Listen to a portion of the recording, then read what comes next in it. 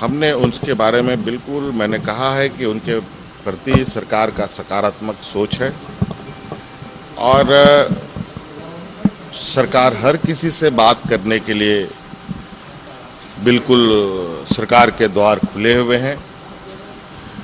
कोई भी इस तरीके की चीज़ें करने से पहले निश्चित रूप से सरकार के पास अपनी बात रख सकते हैं। आज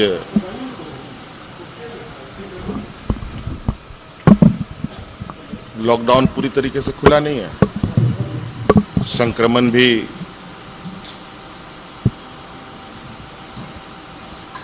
घटा नहीं है। कल जिला के पुलिस अधीक्षक भी कोरोना संक्रमित हो गए हैं, जबकि 2 दिन पहले वो ठीक ठाक थे। इसका मतलब इन सब भीड़ जमाव से कोरोना संक्रमण को बढ़ावा मिलता है। हमने बिल्कुल स्पष्ट तरीके से अपने मंत्री को एक संदेश वाहक के रूप में वहाँ भेजा। बात बनी, फिर बात किसी ने बिगाड़ी। ये कुल मिलाकर के सरकार की छवि बिगाड़ने की एक सोची समझी षड्यंत्र प्रतीत होता है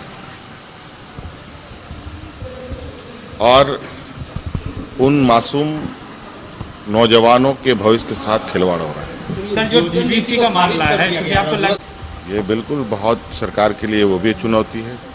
जिस तरीके से शेड्यूल्ड एरिया में गवर्नर के हाथों से बदलाव करके 11-13 जिले बांटे गए थे, ये कहीं ना कहीं राज्य को 2 हिस्सों में बांटने की पूरी तैयारी थी और महामहिम महोदया ने भी इस पर कोई संज्ञान नहीं लिया। नतीजा चीज़ें कोर्ट पे चली गई और अंतोगत्वा कोर्ट ने आज उसको खारिज कर दिया। ये भी चुनौती सामने आएगी। 2016 में ये अधिसूचना किसने निकाली, ये विपक्ष को पूछिए आप। उनके मुख्यमंत्री जी जो पूर्व थे उनसे पूछिए।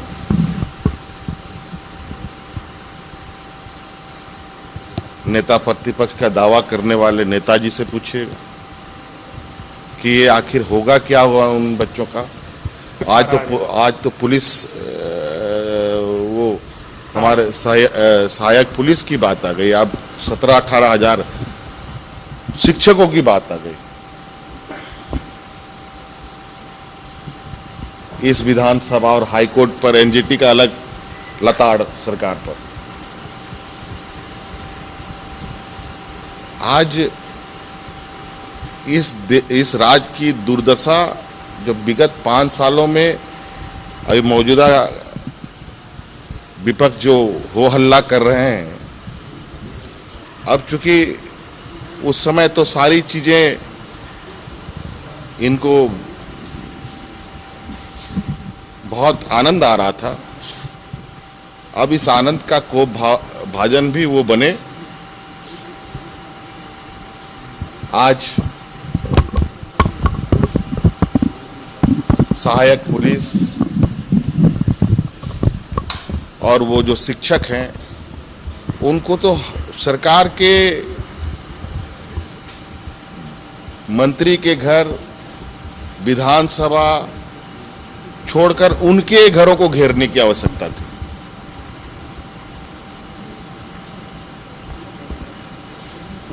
ये तो कमाल हो गया।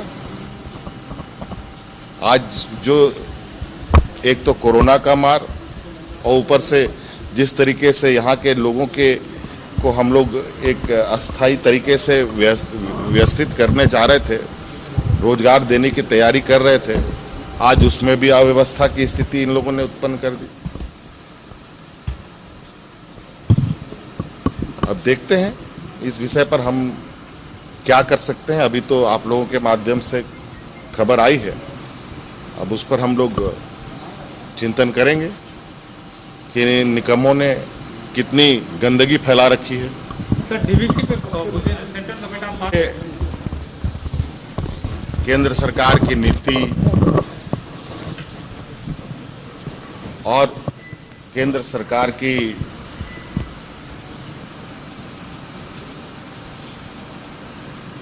जो हिटलरशाही है वो अभी तक रुका नहीं। अभी कुछ दिन पहले फिर से केंद्र सरकार से हमें पत्र प्राप्त हुआ है कि डीवीसी का पैसा नहीं देने पर राज्य सरकार को मिलने वाला केंद्र से सहायता में से ही काट लिया जाएगा। मतलब उसको अब यहाँ आने की जरूरत नहीं है, जो हमारा कंपनसेशन मिलता है उसी से वो काट लेंगे। कमाल है।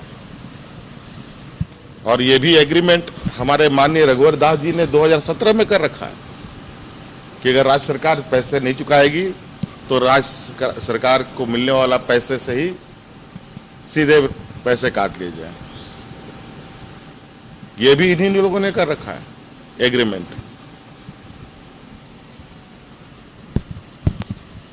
हम लोग देख रहे हैं, अपना अधिकार की लड़ाई हम लड़ेंगे और हर स्तर पर लड़ेंगे। ऐसा नहीं है, आज जिस देश का जो संघीय ढांचा है उस ढांचे का इन लोगों ने पूरी तरीके से उसको तार तार कर रखा है। किसान भी लाभ देख रहे हैं, किसानों ने आत्महत्या करना प्रारंभ कर दिया है।